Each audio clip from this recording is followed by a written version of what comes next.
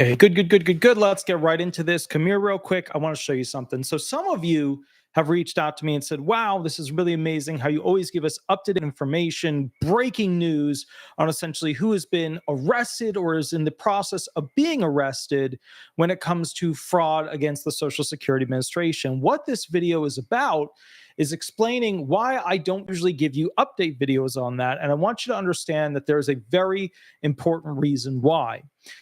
These cases, which I can pull down from the PACER system as an attorney, have restrictions on them. Now, you might be wondering, why do Social Security fraud cases have restrictions put on them?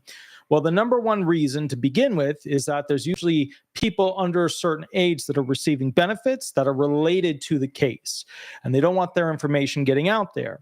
Now, in the actual things published online, they will usually just use the first letter of the first name or 3 letters or 2 letters or whatever of somebody in that situation's name. However, and this is very important, another thing is very common for them to seal a record so that I can't deliver to you what actually happened with Social Security fraud, which is that they will seal a record because they do not want basically somebody to print out and hand out to the individual being arrested that the government officially has sent out a warrant to go collect that person.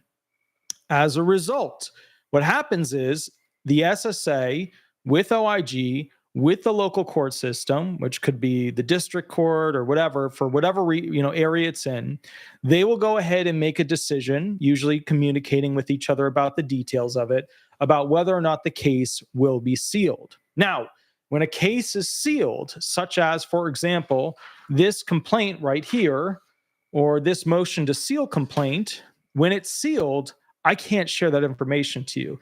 I can't read it. So if it seems like I'm giving you information directly from OIG of what they've allowed to be released, that's why. There's a cutoff because I can't give you more information because the case then gets sealed. Now, what is the problem with the case getting sealed?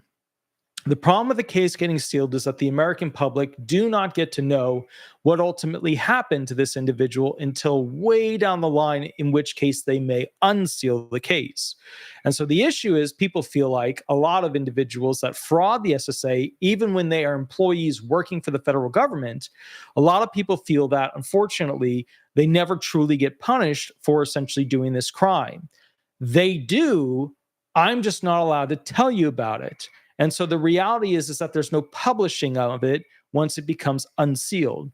And I want to show you guys real quick essentially what this really comes down to. That way you understand it. And I can't show you the actual document. So what I'm going to do is I printed out the document, and I'm going to actually cut out essentially what is used in the system here, showing you exactly why I am not able to go ahead and do videos specifically on follow-ups for these cases. So what they come up with is this. And what it is basically, and I'll read it to you, sealed. Public and unofficial staff access to this instrument are prohibited by court order. Again, public and unofficial staff access to this instrument are prohibited by court order. Okay, so what does that realistically mean in this situation? It realistically, we got something beeping. What is that? I don't know. We have something beep in the background, but whatever. All right. So the point is this. It's a sealed document. You're not allowed to know about what happens. Now, sometimes these cases have information about the inner workings of the SSA, which can't get out to the general public because they can't trust you with that information. Sometimes it has people that are somehow politically connected, that they don't want the connection getting out. Sometimes it's one of those situations where, they don't want other people to know that they're being reviewed as a part of this case and potentially going to be arrested down the line. When it's really serious, not just a little bit, here or there, when it's really serious, like, for example, a case that's covering an actual SSA employee that gets arrested, they will have in it something like this. Hold on, I gotta cut it out for you. They will have essentially a notation about who is allowed to access those particular documents. Let me go ahead and get this actually cut out for you so you can see how they hide things. And then we'll talk about the actual outcome of why this is not a good thing, but also has to be done. Let me get rid of the case details and numbers. All right, so the basic thing is this. When a document is especially needing to be protected, right? And let me do a quick shout out to Princess Diana 62 for the $2 donation. I super appreciate that. Howdy. Birthday is June 17th. Remind me on the 16th, because I'm probably going to be working that day. So, just my brain's going to be all over the place. Just remind me, Diana, just catch up with me. M&M21, thank you for the $1.99 donation. I super appreciate that. Let me put a little heart on that as well. That's very, very cool. Give her some fives up there, everybody. And please give some fives up to Diana as well. When a case has a document that is particularly, actually, I have to cut out more of this, that is particularly spicy, that they really do not want you getting access to, or even attorneys seeing that document. Let me cut out this real quick. They then create one of these.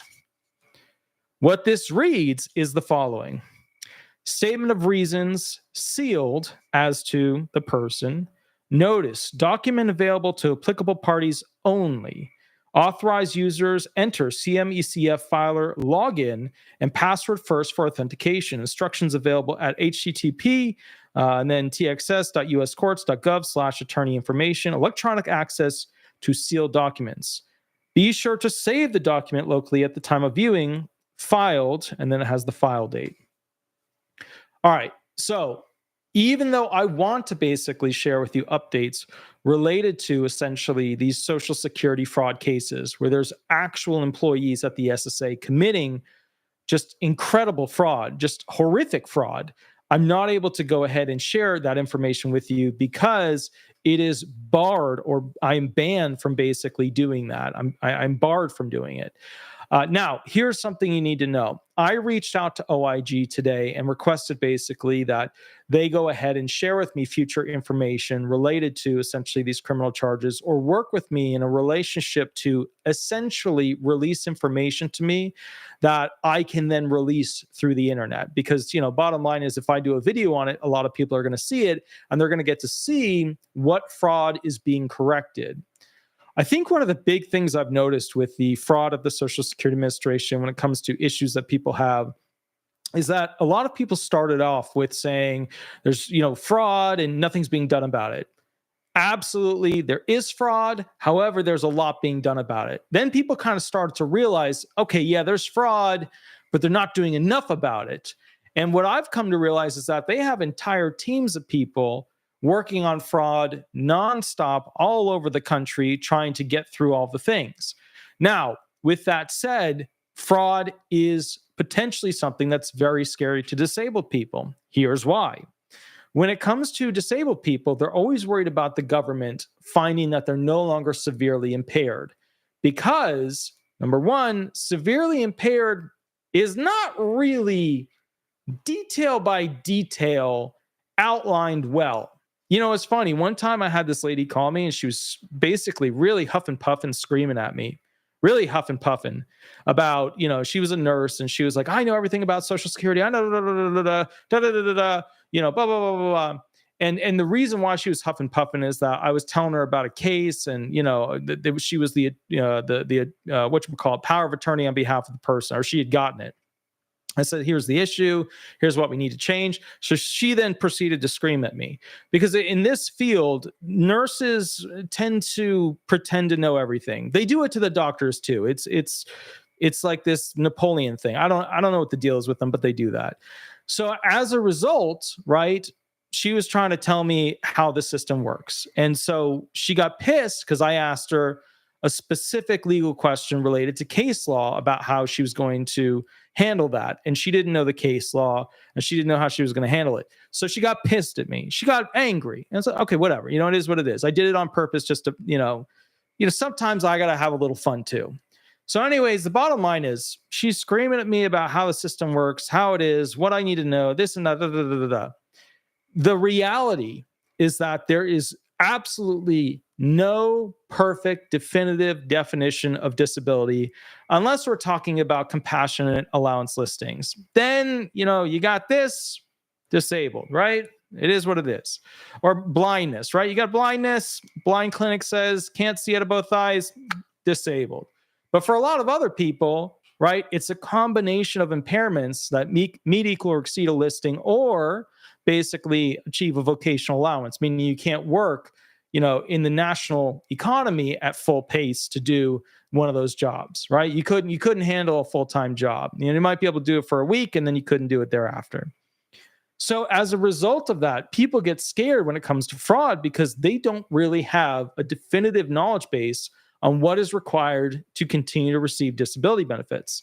And most people just tell them, they say, most attorneys, most non-legal reps, even SSA personnel will tell people, hey, not always. Some SSA personnel say, I can't give you any legal advice, which is the actual proper way they're supposed to do it. But what happens is they'll say, hey, just keep going to the doctor, right? And then you get some people who don't keep going to the doctor because they're like, man, I don't get this. They can't fix me. They